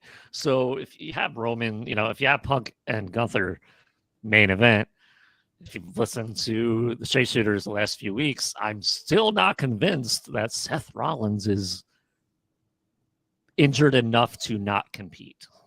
So it's like out of sight, out of mind, right? And they really haven't alluded to him. And that's what I mentioned before to really draw me back in. If Punk's been talking about, I need that title. I mean, there's only one way to end that, right? Like you can't just have Gunther beat him, right? Like, and then not have Seth Rollins appear. I don't know, man. You can't build it this way. And the way the promos have gone, it's like, oh, I'm right. So if it doesn't happen, I'll be kind of like crushed. But that's the way they can grab me, man. And there's another way they can grab me tomorrow night, and we'll maybe talk about that. But yeah, I think that's the story of night one. That should be the story of night one. Seth cashing in. I gotta be honest. And I'm biased. I am extremely happy to have a Punk feud that's about a title and about not you left 10 years ago and you're evil and Roman Reigns and Paul Heyman. It's all so deep seated, and it's nice to just have these guys are gonna wrestle, and it's for a title, and they want to see the best in the world. I always love those feuds. I always love the feuds that are just about the importance of the title, and I think that always elevates the importance of the title. And I think that's part of why it isn't even beyond what's going to happen if Seth cashes in, which I think is probably going to happen. I think it does they've really done a disservice in a lot of ways. I think the Gunther, we don't have to dive deep into a Jey Uso conversation, but I really do think that, they're still chanting you tapped out at Gunther. And I know you could say it's heel heat. It's not dominating, best in the world champion for 4 years heel heat the way that I think Gunther should have. And I think he's one of the best on the planet. And I think he's been kind of taking some aura, as the kids would say, away from. And I think you need to do everything you can to build that back. I think he should beat Punk clean. And I'll be rooting for the opposite. I want Punk to win the title. I don't think it's going to happen. I don't think Punk's ever just going to walk out of a pay-per-view as the world champion again. That's my prediction. I don't think that's Triple H's vision for anything. Sammy, I'm a big tangent guy on today's show. Sami Zayn once got asked if he ever thinks Triple H will give him the world title. And he's like, I actually think I have a worse chance of winning the world title than I did with Vince. Cause he's like, Triple H is so long-term story. And I guess that he threw that away with Jey Uso, but he's so committed to, this is where I want my title to be in 9 months. And this is what I want in Mania in a year and all this stuff, where he's like, if I just did something funny on TV, Vince might've been like, let's put the world title on him. And I do think that there is a level of long-term storytelling that kind of prevents you from maybe elevating guys or doing something that wasn't part of the plans. And I don't think giving CM Punk the world title is ever going to be part of Triple H's master plan. Maybe I'm wrong. Maybe I see it tonight. But I think if Gunther winning would help. And I think Seth and Punk, even though they haven't I guess they had the Netflix match and they had matches on main event. They haven't had the pay-per-view match, the big blow off, I guess. It feels stale at this point, because they've been doing it for a year and a half, whether it's been in the ring or just on the mic. And a lot of it's great stuff. Whereas pretty much everything that both guys have been involved in is great stuff. There is a level of, I've seen he's a heel, so it's not a problem, but I've seen kind of an uprising against Seth on Twitter a little bit. I feel like on wrestling Twitter and some of the podcasts I listen to, they're kind of sick of Seth kind of doing the same stuff for the past year and a half and saying the same stuff over and over. And there was some buzz that maybe he'd cash in on Cena or Cody, probably Cody on night 2. And that kind of made me more interested. I was kind of Seth Cody feels fresh again now. Like we had that when Cody first came. Cody feels like a different character now. So does Seth. I actually really would like the idea of Seth going for Cody and that being the direction for the next couple months. I understand that doesn't make sense with what the story we've been telling is, but is there any chance that happens, or did what we see last night with the Cody Cena kind of swerve change anything with that being a possibility? So I didn't watch SmackDown last night, so I don't know what happened. So just brush me up on that. John Cena turned face. Yes. Okay. John Cena cut a 10-minute babyface promo where he said he fell for what somebody else's idea of compelling TV was. And they left me high and dry, and I had to be someone I'm pretending to be for the last 6 months. And you've got the real John Cena back. If you want some, come get some. And I'm here for the fans. crowd. The fans are the winners of all this, and I'm going to fight you like a man, Cody Rhodes. And then they drank the Hogan beer in the middle of the ring. I ate it up. All right, interesting. Because I was gonna be like, okay, a double turn would that's what bring I'm me expecting. back in. Right. Like, so maybe they're not going to do a double turn in one night. So maybe Cody will turn Sunday. So I could kind of see that. I would have said if Gunther beats Punk clean, I would think that there's more of a chance for Seth to cash in on Sunday if that were the case. So I'm gonna. It's on my DVR. I haven't gotten a chance to watch it yet, but I'll definitely go back and watch that because, of course, I had to go out last night. I think it was the only thing worth watching on the show. I watched the whole show. There was a Drew and Logan segment. The Drew Logan tag team is kind of funny. They kind of work together. I've seen bits and pieces of that through the last few weeks because I've just been kind of out on that whole with Jelly Roll, Randy Orton, and that. But I think I saw something that they were like thinking of tag team names or something like that. And I thought that was pretty funny with Drew and Logan. So. I think Drew and Logan. I love Drew. I think Drew is maybe the guy who's gotten like the shortest end of the stick over the last like 2 to 3 years of creative. Like that guy should be main eventing pay-per-views and like world title material. He is so good. Good thing he got out of the UK. Got his passport figured out. He got here in time. There were some concerns he wasn't going to get here in time, but. Other matches on the card tonight, and we briefly mentioned it.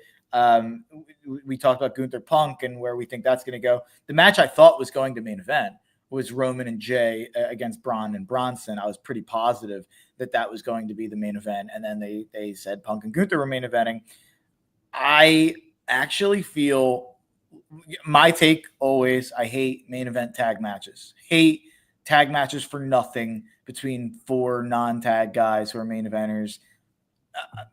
Don't like the booking, and Triple H has gotten a little obsessed with them over the last 2 years, and it's like my least favorite booking trope he has.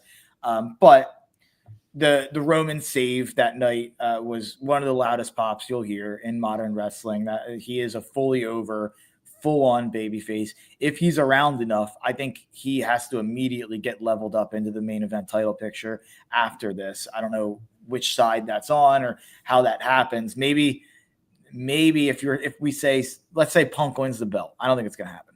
Let's say Punk wins the belt and beats Gunther and Seth cashes in on Cody. Could we get Roman Punk with like the full-on Paul kind of tries to mess with them with kind of Braun and Bronson and Seth in the background? Maybe I don't know if Paul's even involved, but do we get the Roman Punk thing there? Or do we get Seth and Punk or Seth and Roman and Punk goes elsewhere? I think you have to get Roman involved into the main event title picture if he's around enough. I don't know if he's going to be around enough, but I will say Braun and Bronson being like the main guys for Paul, I do think it feels energized right now, as opposed to it did start to feel a little stale with the faction. Even being this early, it started to feel a little stale. I do think that they need to take this opportunity, if Seth is actually hurt, which I don't think he is, to level Braun up and to make Braun a full, maybe even give him the briefcase if Seth is out for multiple months. But this is the chance to kind of make Braun Breaker. Braun should win this match. Like Braun should pin probably Jay. You probably don't want to pin Roman. So Braun should pin Jay. I think Roman probably wins though. Yeah, I think this is the Braun level up match. I mean, I think this is the time. We've seen the interactions with them. We saw Royal Rumble when they were kind of in the match, together. Like, I think this is the time you level up Braun, and then I think we all see where this is going. Like at Survivor Series, we're going to see, whatever tribal, whatever you want to call them now, Bloodline 4.0, versus Seth and his team. I think that's where we're going to eventually go, if the booking, if everything kind of like lines up. But yeah, this is the time. I think we see that like Braun becomes that quasi main event kind of guy. Yeah, I think Roman and Jay are kind of expected to win, right? Like everybody's like, oh, like they'll win against Bronson and Braun, but that's why you make the decision to have Braun win, pin Jay. Maybe the visual of pinning Roman and Jay makes a save, and then he just spears Jay, and after spearing Roman, and you just level him up, like you said. I think this is the perfect opportunity for that. Yeah, I totally agree. I think that this should be a big night for Braun. And then to the women's side of things, you have Jade and Tiffy. I'm a big Tiffany Stratton fan. It feels like it's kind of been a little stale, I'd say, for the last couple months now. I don't know if she's had a big moment with the belt since the Charlotte feud, it feels like. And I don't even know if I'd say that Charlotte feud went well for her. And Jade, I wouldn't say either of these wrestlers aren't green in the ring. So I'm interested to see what this looks like tonight with Jade and Tiffy. I kind of have no idea what to expect, who wins, on what it looks like. I'm kind of like one of the matches I'm most excited about over the weekend, just from like uncertainty. Yeah, I thought for a while that, oh, okay, Jade's going to win, Naomi's going to cash in, beat Jade, and we're going to continue that. But they squashed that at the last show. And so now I'm like you, I really don't know what to expect. My gut feeling would be Jade wins, and then we'll have a feud with Bianca for the title, because I don't know if a feud between them without a title is as interesting. It could be, for sure. But yeah, with Tiffany Stratton kind of just being there, would you keep the title on her, and what would be the next challenger, and would you try to make that as interesting? I don't think it would be as interesting as Jade versus Bianca. Yeah, I agree. I'm not sure where the story goes, if Tiffany retains. And this was kind of what I was talking about with this card. It's like this is a fine match, but I'm not sure how into it the crowd's going to be. Like, I'm not sure if the crowd's going to get hyped for a Tiffany Stratton Jade match. I don't know how hyped they're going to be for Karrion Kross and Sami Zayn.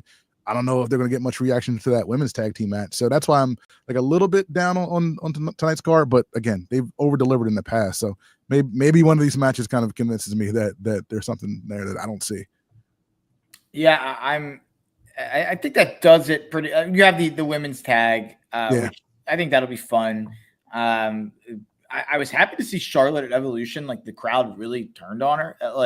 At the Rumble and leading into Mania, the crowd was rejecting her in a way that was pretty rare to see a crowd reject anyone. And it was, I actually felt like it got mean a little bit at it, like for a little bit there. And I'm a Charlotte fan, so I've always kind of thought like she gets a little unfairly treated sometimes online and in the wrestling Twitter and by the fans.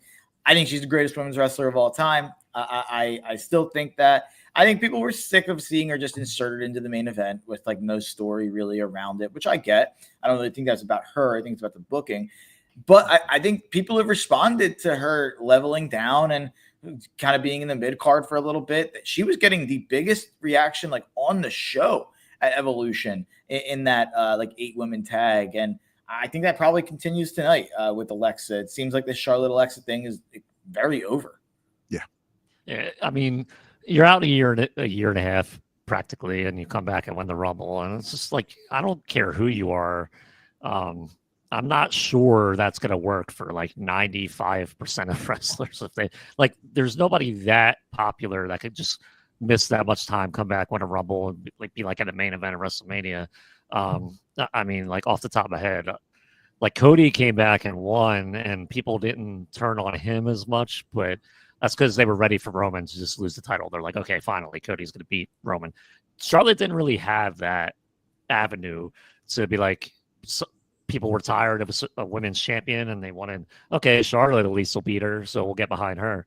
But yeah, I kind of like thought that would happen. I didn't think Charlotte was going to win, first of all, and then when she did, and you hear the boos, I'm like, they'll probably change course and she won't main event WrestleMania. But they kept going, so I think it got worse for her in that respect.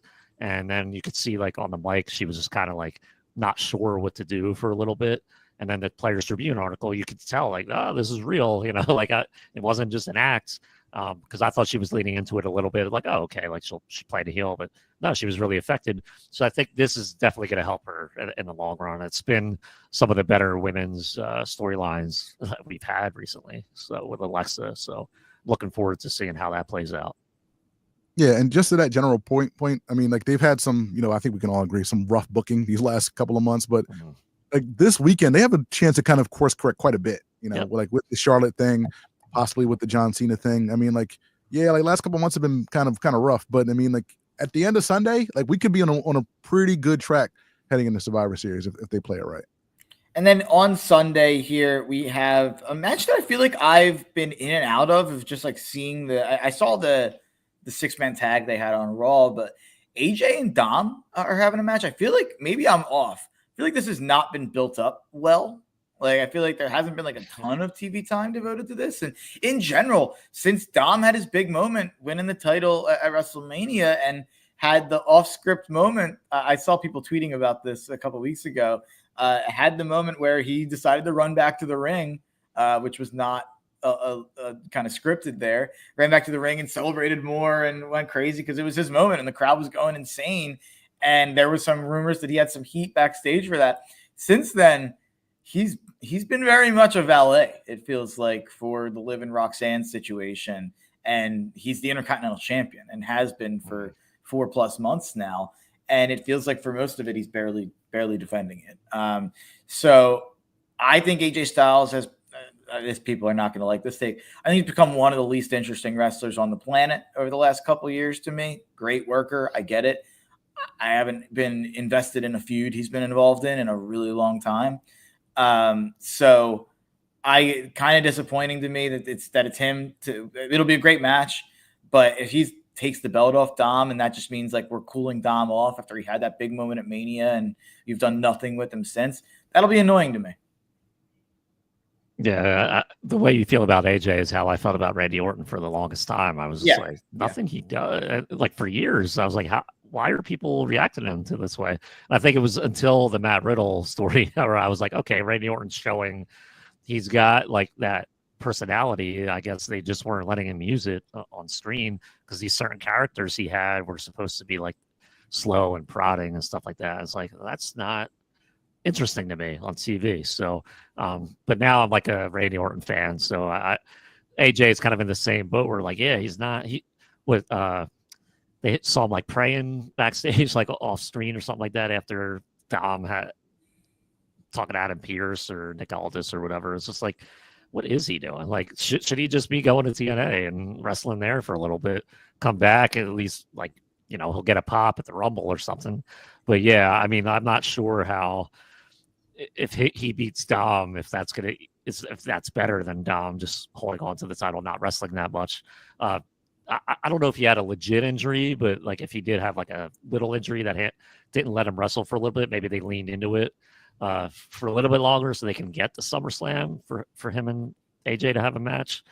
But yeah, I mean, like if they take the belt off him, like AJ's not that much more interesting to have an intercontinental title feud with who? Like, I don't know. I think Dom's just a better fit. Hopefully they let him do more. He said at FanFest yesterday that it might be his last SummerSlam, so he wants to tear the house down. I think it would have been perfect like a year ago, or even if he wanted to do a year or two. Like, this is why there's two companies. Like, he should be in AEW. Like, I like the way he got stale here. AEW, for my problems with AEW, like they would probably treat AJ Styles like a legend, and they would probably treat him like put him in there with their workers that he's never had a chance to wrestle with since he's been in WWE that have popped up. And I think like he should have been like the guy that AEW really should have given some money to bring over. But maybe too late for that. Maybe saying last SummerSlam he's going to go have a run in AEW after. Who knows? Maybe. But I do think he'd be like a perfect guy to go over there. You have a match that I've complained to you guys about this before. Can we stop with Becky and Lyra? We're gonna do this for another 10 years. This one's it. We're gonna do 10 years of pay-per-views. We're just gonna do a 10-year story. They wrestle every week. And I actually do think we might get to an interesting place here where I think Bayley's probably gonna cost Lyra this match based on her promo last night, where she's speechless. She's never felt like this in her career. She wasn't at WrestleMania, and now she's not at SummerSlam. I guess she lost a tag title match recently. She said, I couldn't even get another IC title rematch and all this stuff. And she looked like depressed, and she's like, she just like walked off. And I think she probably attacks Lyra and turns heel tonight, and Becky moves on to something else, would be my guess. But I saw a thread being like, all these Becky Lyra matches were 4+ stars. Like, these were all bangers. And I was like, I watched every one. I didn't care about any of them. Like, and I love Becky Lynch. I have a Becky Lynch t-shirt. Like, I read her book. Like, I love Becky Lynch, one of my favorite women's wrestlers of all time. I would like her to wrestle someone else. I'm good. She's apparently going to be debuting a new theme tonight as well. So that. perhaps that'll be the start. I think this, hopefully this was just to elevate this Intercontinental belt, and I guess they've done that. And I think, to your point, Mark, I think it makes the most sense for Bayley to come in, cost Lyra, Becky keeps the belt, she'll wrestle somebody else, because again, like, you need to make these mid-card belts mean a little something. So if Becky has this for 6 months, 12 months or whatever, then all right, it elevates that status, and then Lyra can kind of do her thing. But you're right, like, this is like, I'm done. Like, I need no more of this. I'm done. I think about a month ago, I read, from fans that were like, okay, like, Lyra's getting better. Like, she had some good promos here and there, but now it was like she had one bad one, and now people kind of hurt back down. They're like kind of soured on it. So it's like, I think this feud's probably jumped the shark. So yeah. I've been out the whole time. I'll have it on the record. I don't get the gimmick. Like, I don't get when she's sometimes a bird, and then she comes out last night in like a mini skirt looking like she's going to the club. Like, it's just like, I don't get the character. Are you a real person? Like, I don't know. I don't get the whole thing. But this is random. 8-woman tag where Stephanie McCour, Nikki, Rhea, and Io had a tag against Chelsea and her two girls, and someone else was in that match. It was Naomi. Someone else was in that 8-man tag. I think it was Naomi. And something I noticed, Chelsea Green's taller than Rhea, and like bigger than everyone in the ring. It's actually kind of a shame that they've treated her like such a comedy character, and she's amazing at it. She's so good, but it's almost a shame because she actually has some like believability, like going against the Rheas and Biancas and some of like that tier of wrestler. I struggle Rhea and Io are amazing in the ring together. They have great matches. There are sometimes I like struggle with the Rhea Io thing, and Rhea's in the ring with Liv, and it's like, this is a little like just half the size. Like, the size differential does start to matter to me, where maybe it shouldn't. Where it would actually be nice if Chelsea at some point could like not be treated completely like a jobber. And she could kind of, I think they tried that with the mid-card belt, but it's hard to book like a comedy character as something serious at all. But random thing I noticed. Speaking of the women that were in that match, we have Naomi, Io, and Rhea. And I've loved the Naomi heel turn. Great on the mic. It feels like a fresh coat of paint on the women's division to have kind of a new heel at the top of the division to kind of change things up a little bit, which I think was sorely needed. It does feel a little bit like there's no chance Naomi's losing the belt in this match. So like a little sting is taking out of it. I don't know how you change that. But I'm not as excited for this match as I should be, despite it being like good workers. I'm sure it's going to be fast paced. The triple threats, I think, are great in WWE. I know some people have problems with them, but I think triple threats have been regularly pretty amazing. And they're kind of running back the Rhea, Io, Bianca triple threat, which was great. They're just putting Naomi in there for Bianca. I wish I was more excited for this match, I guess. And I think I want Naomi to win it, but it kind of feels telegraphed. Yeah, I think it has the chance to be match of the weekend. Absolutely. You know, but Naomi's had that title win twice to where, people, even though she's playing a heel now, it's like, you deserve it, and back on SmackDown Live when it was on Tuesdays and she won, that she was a face, people loved it. So she's had 2 of those types of wins. I could see her being more of a main eventer moving forward. So if she loses tonight or loses tomorrow, loses the title, I don't think it's like the end of the road for her in title wins. The way I felt when she lost it the first time, it's like they're just not putting her in the main event enough. I think she cemented her kind of legacy there, where she's changed brands too, so it's kind of tough. Like if she does lose, then she just changed brands. Is she going to go to another brand again? Like, or is she going to beat Rhea or Io eventually? Is she going to beat them one-on-one? It's possible. I don't see it. So yeah, I'm kind of like, okay, like how is she gonna win? But then where does that leave Rhea and Io? Like, are they gonna eventually be fighting for mid card titles? Not sure. I don't know if you bring them down because they are the women's division, right? Do we need to treat Io like she's like a main eventer who can't lose and can't she's like a baby face. She's like a tiny baby face. Like I don't think it's a came out of nowhere, right? Yeah, I'm like, I get it. She's great. She's great in the ring. I'm much more interested in Rhea and Bianca. Yeah. And even Naomi in some way. Like, she's great. I think she's gotten a little overrated, to be honest. I think some of these matches have been great. People I've been saying match of the year. I don't know if I'd go that far, but maybe it's the few. Naomi made it interesting. I thought dynamic and kind of I don't know what you just said, but back of the line, I thought that was incredible, an incredible way to kind of put a different spin on it. But I do think I'm kind of done with the Rhea Io dynamic. It's just been a long time of it since January. Since whenever Io won the belt before Mania, leading into Mania. So I'm kind of Naomi Rhea. I think would be interesting if you did maybe you do this match. You have Naomi beat Io or something, then you have Naomi beat Io again, and then you put Rhea in there, and then maybe Rhea takes the belt off of her if that's where they want to go. But I think that'd be interesting. Something I did see is there's a rumor out there that Naomi might be kind of wrapping it up a little bit and wanting to have a kid soon. So maybe this is kind of like a main event on your way out the door for a couple months, maybe. I don't know how long that run, I don't know what the plans are there, but just a rumor that I saw out there. So, and then the matches that we didn't talk about, there's a TLC match on Sunday. I'm going to leave that alone.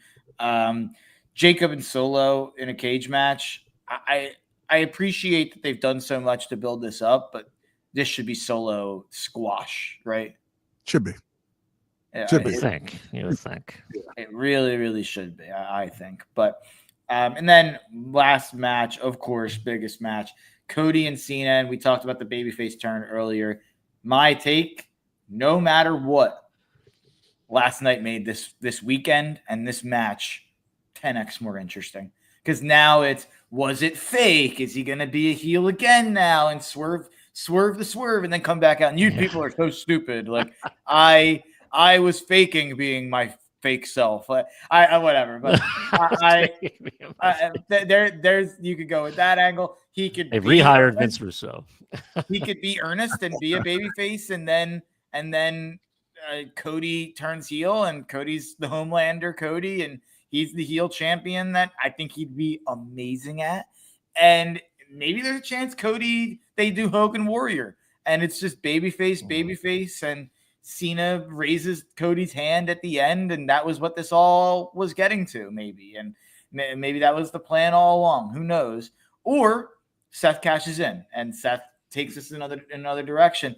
No matter what, out of any of those 4 options, I think it's more interesting than just I am Mean John Cena heel character. And oh my God, it has been one of the biggest one of the biggest flops and missteps in creative history in this company. Like, I don't know. I don't know if that's putting too much sauce on it, but I think I could make a legitimate argument.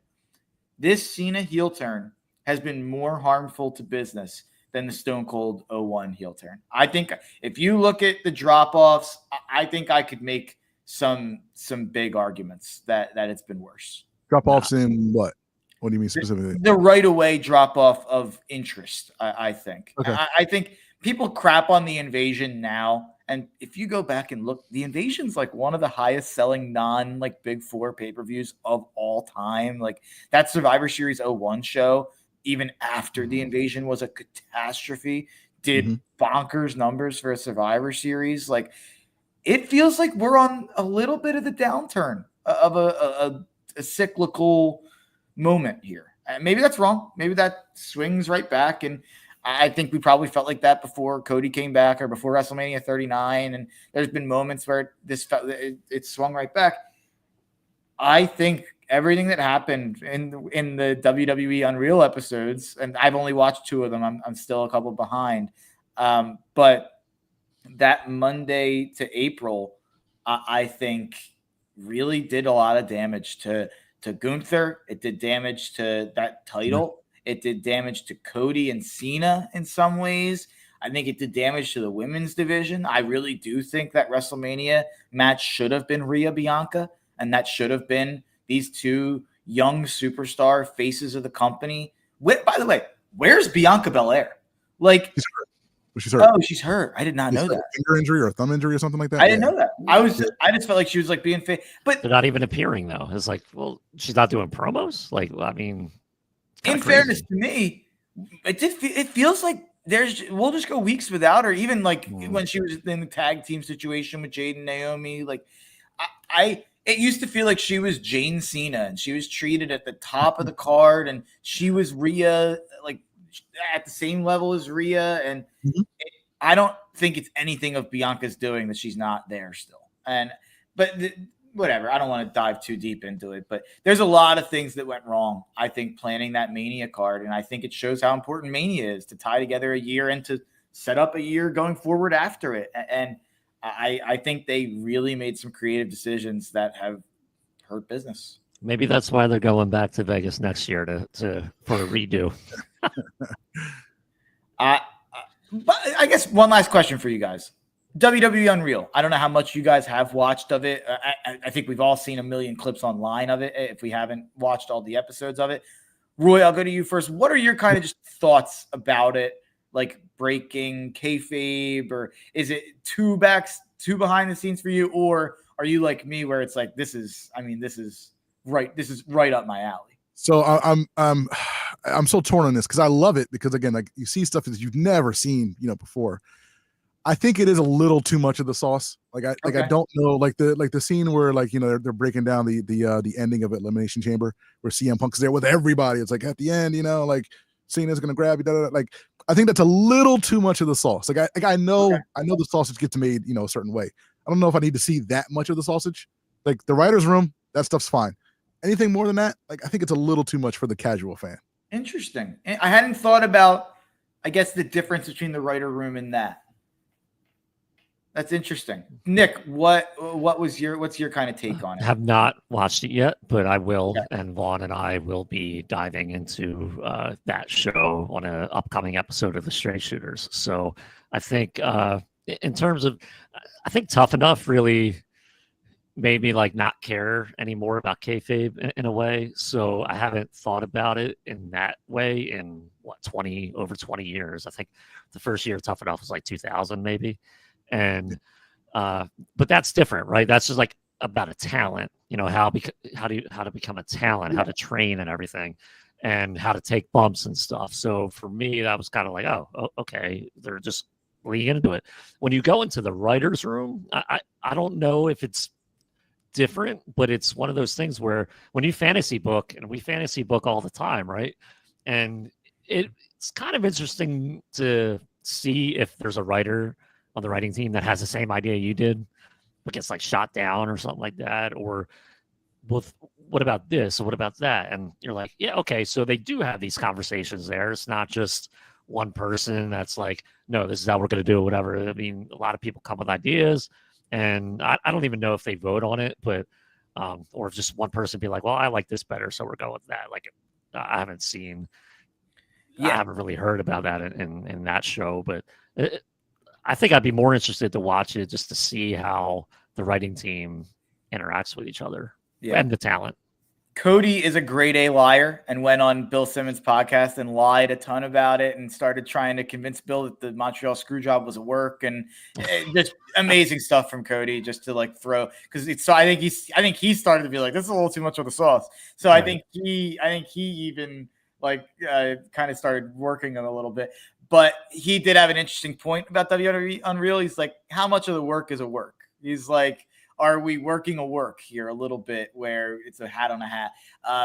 But what I will say is, and a great point by Roy, because what my big take on it was, like, a lot of people that were freaking out about the too much kayfabe, I was kind of like, have you guys not watched like the WWE 24/7 WrestleMania behind the scenes that they put up on the Peacock? Like, it's pretty similar. The one thing that's different is what Roy mentioned. I don't think they were showing the wrestlers putting together a match and saying, here's what we're going to do.